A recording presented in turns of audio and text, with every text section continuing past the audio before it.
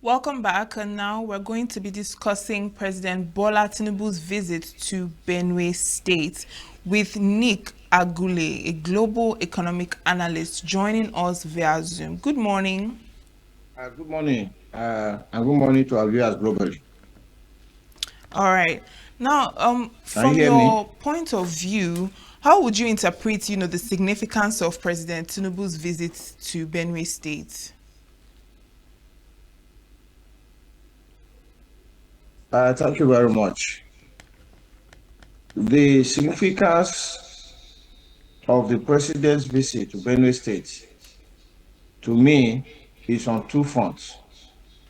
First, the president, as the leader of Nigeria, came to visit Nigerians who are traumatized from the events that have happened in the recent past. These killings that brought the president to Benue State are not one-off activities. They have been happening for a long time. The one in Yata was like a high point where the number of people who were killed have numbered more than 200.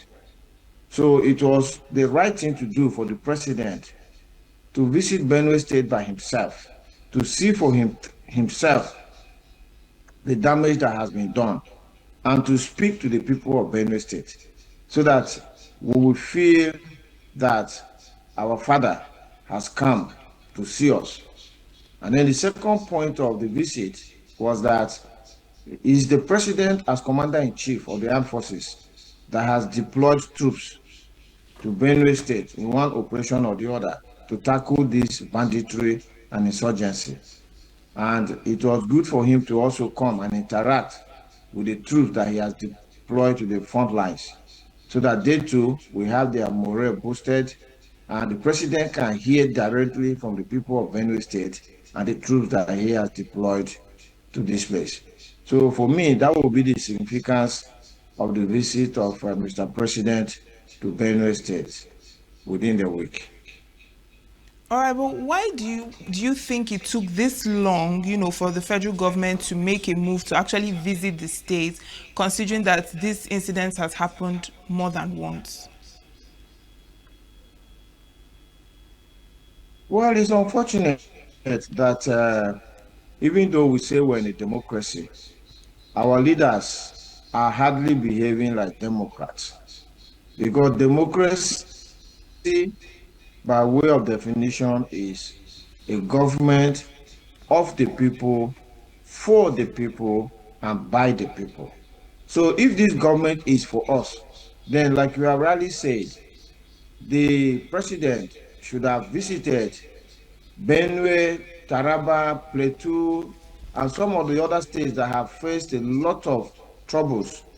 It wouldn't have been this time. And let me tell you, it is unfortunate, but the reality on the ground is that it had to take the protest by the citizens of Benue State to make Mr. President to come to Benue.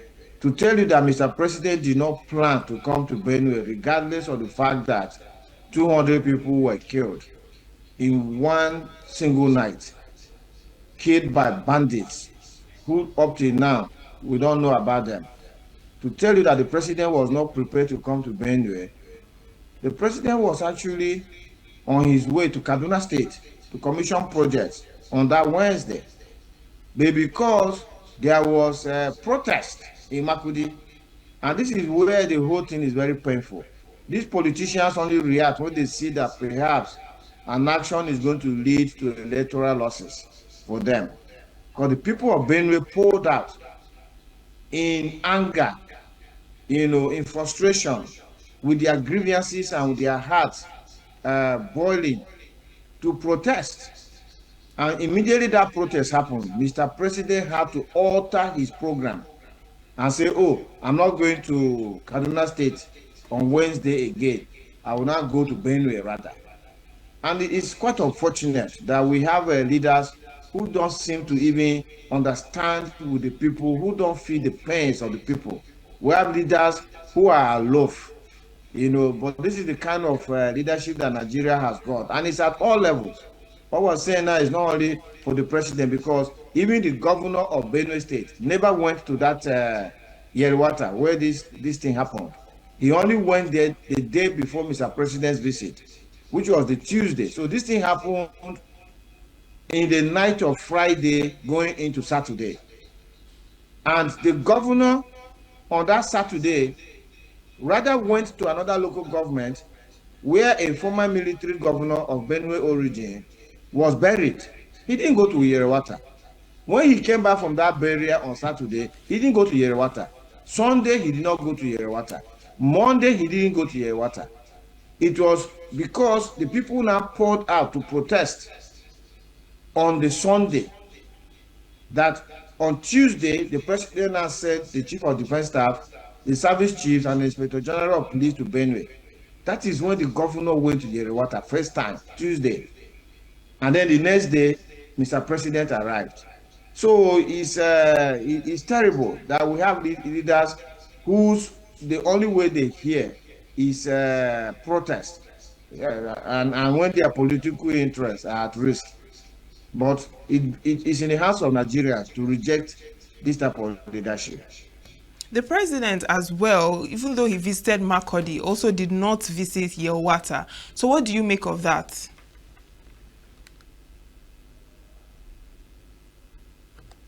I was very surprised that the president could travel all the way from Abuja to Makodi, and yet will not go to Yewata. The road to Yewata was flooded, and so the president motorcade could not gain access to go to Yewata, which I find quite troubling as a reason, because it then means that the people who are handling Mr. President's movement did not even know that the weather in Makudi was going to be raining on that day. Because if they had done their own analysis and planned the president's route properly, they would have known that Makudi was going to receive a lot of rainfall. And then if they anticipated that the road would be flooded, then they would have made provision for the president to fly with a chopper, with a helicopter from the Makudi Air Force Base where he landed to Yerewata, which is a chopper flight of maybe probably like 5 minutes. The chopper would have taken the president to Yerewata, and then he would have seen for himself the damage that has been done. And then he would have now returned back to Makudi to hold the town hall meeting. So you can just see, that the people of Benue and indeed Nigerians are always being taken for granted by the people who are supposed to be our leaders. So it was unfortunate that the president came so close to Yewata, but never went to go and see Yewata. Because for me, if he had gone to see the damage that has happened in Yewata, perhaps it would have given him something to think about. Because in his mind, based on the information that is being fed with, Mr. President is told that what is happening to Benue and perhaps some of the other states that are facing this insurgency and banditry is, in the president's words, as he said it, that they were reprisal attacks, and that this is a conflict between warring parties. If the president went to Yewata, he would have seen that Yewata was reduced to rubble. But the people who came to attack Yewata, where is their own place reduced to rubble? Because that is what it means by a war. A war is never a one-sided thing.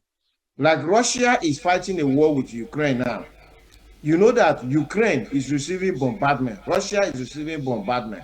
Russia, people are dying there. Ukraine, people are dying there. In Yerewata, can the president tell us how many people are dying on the side of those who came to commit this genocide? Does the president even know them? So without the president, because you see, Mr. President asked the Inspector General of Police in that town hall that why have you not arrested anybody?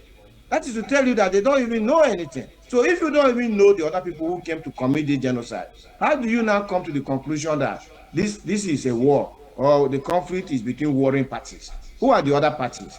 So this is the situation that unfortunately is playing out. All right, and additionally, public holiday was also declared in Benue State, on the day of his visit. Now, would you also say that that is some sort of lack of priorities? Well, so first and foremost, it would appear that the Benue state government confused a condolence visit by the president with a state visit, because some of the activities that they were putting up will indicate a situation where the president is on a state visit. So when the president is on a state visit, he's coming in happy times. He's coming to commission projects. He's coming to sit and watch cultural displays and dances and things like that. That's what you do in a state visit. So you put up your best for the visiting dignitary, in this case, the president. China was coming on a condolence visit. So even if the state government wanted to declare a public holiday because of the visit of the president, it would have been on a different note. It wouldn't have been on a celebratory note or come out and lay out the red carpet, let all to see the president, children line up the streets and wave to the president, which is what would normally happen in a state visit. The government would have simply asked people to stay at home and mourn the dead.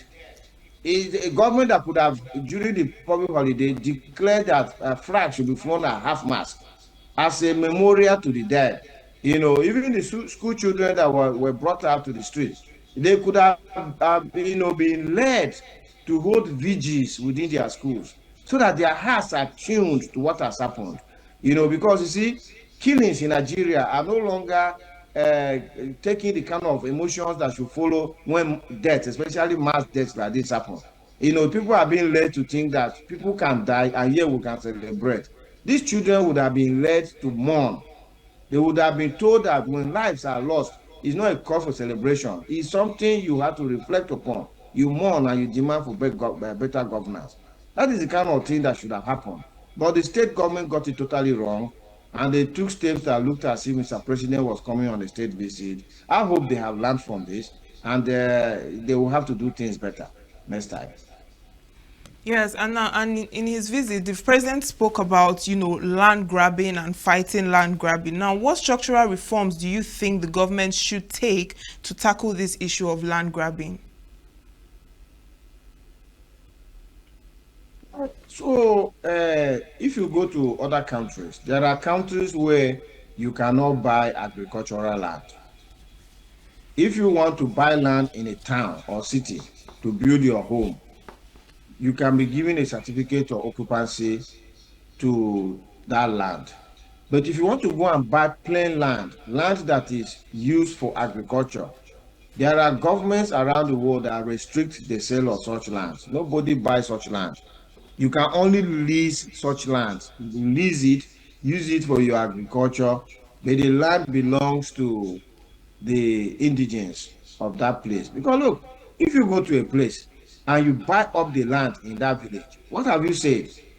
You are actually telling all the generations that come after now, who come from that village, that they don't have a home. They no longer have a village. Eh, because their fathers, the current ones now, have sold their village. So where will they now call their homeland? There's no more, because it's been bought over. So this is the reason why governments elsewhere don't sell agricultural land. And I think that is the kind of thing Nigeria needs to consider. By Nigeria's laws currently, all lands in Nigeria are under the control of the states by the Land Use Act. The states control the land, and that is why it is the state governors that sign the certificate of occupancy. But we can have legislation at the national level to ensure that people are not allowed to buy agricultural land, so that everybody who has a village will continue to have a village. Those who want to come and do agriculture in your place should just lease the land and be paying lease renters to the indigenes of the place. And that will continue into perpetuity, so that even the generations that will come 1,000 years from now in those villages will still be enjoying those lease renters from lands that they own, not lands that have now been sold out. All right, and also we saw, the formation of a peace committee of ex-governors, traditional rulers, and some elders. Now, of what relevance do you think the formation of this peace group, will be to the community or to the states? There is nothing wrong in forming the peace committee. Every war is fought on two fronts. When you are fighting a war, you fight it with kinetic power, which is bullets and guns. You also fight it with non-kinetic power, which is reconciliation, meetings, collaboration, and trying to settle this thing around a round table. So a war is fought on the battlefield and in the boardrooms, in the meeting rooms. That's how you fight a war. So there's nothing wrong in setting up that committee. But there is everything wrong if, whilst as we set up that committee, the war on the battlefront is not happening. Because as we speak today, Mr. President has come and gone. If those bandits return to Yewata today or to any other community in Benue, what is stopping them?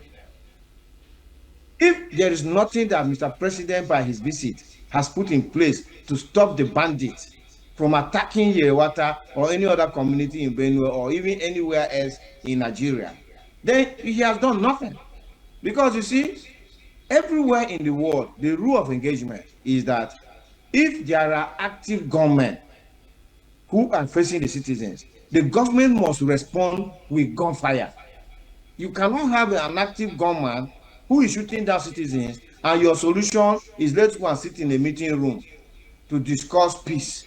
It doesn't work that way, right? So anywhere else in the world, once an active gunman shows up in a community, the government will face that gunman with firepower, and they will give the gunman two options: surrender to be arrested, or we fix you an appointment with God immediately.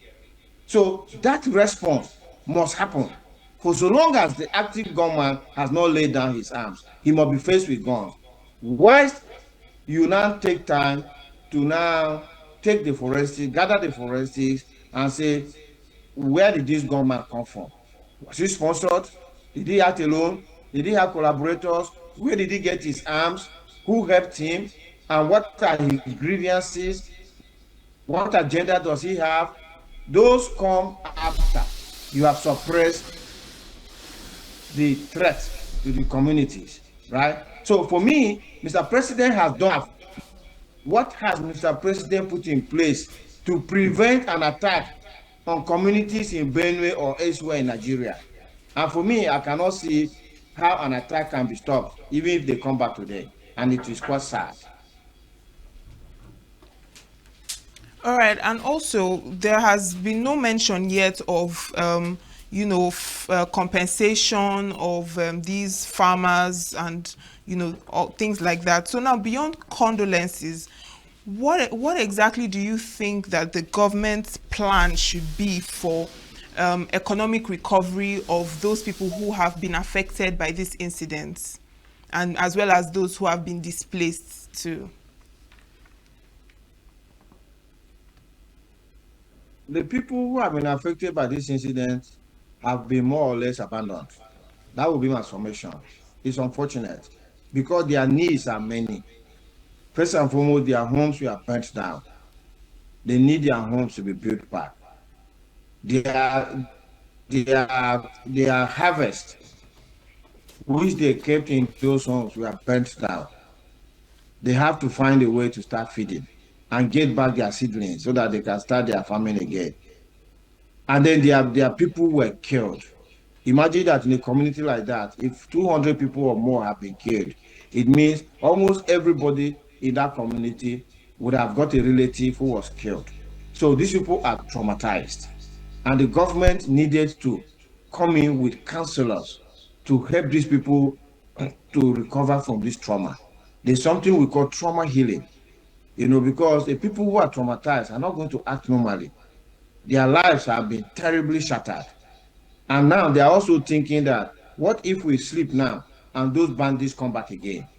That's another level of trauma.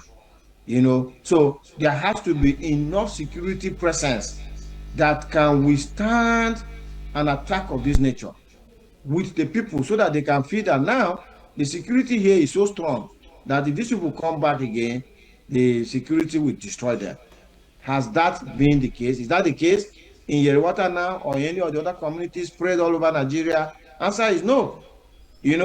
And in other jurisdictions, I say this thing to another TV stations. In other jurisdictions, the government uses technology to arm the citizens to become the first line of defense. And how do I mean? Anywhere else in the world where you go, if citizens notice something, whether it is not yet a security threat, but it's something that is not right, or a natural security threat, they just pick up their phone and they dial an emergency code, which in places like the UK is 999, in the US is 911, 112, in some other countries like that. But that system is there.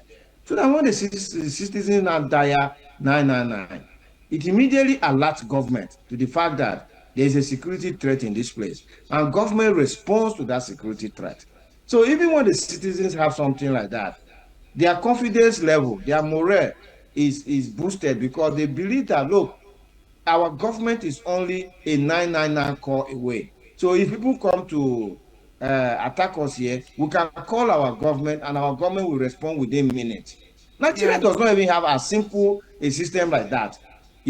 So you can see that the people are so traumatized, they fear for themselves, and also their money, they are dead, they don't have food again, they don't have homes. And these are the areas government should address. For me, the president didn't even mention anything like that. It would have been so good for him to have called on NEMA to go and support the people of Yewata and all the other communities that have been ransacked by these bandits. So again, the government is not pressing all the right buttons, unfortunately. All right. I still have a lot more questions for you, but unfortunately, we've run out of time. I hope we continue conversations like this. I look forward to having conversations like this with you, in subsequent times. Thank you so much for your time, Nick Agule. I thank you so very much also. To be honest, I will wish that we are having better conversations on how we can grow food for Nigeria, provide electricity, get Nigerian travel by trains, provide housing, water, electricity. These are the kind of conversation we should be having. Conversation arising from multiple deaths like this is what we don't want to have. And I think the President Tinubu needs to ensure that we don't have this kind of conversations going forward. Thank you. Thank you very much. Thank you very much. See Nature TV. News in your pocket.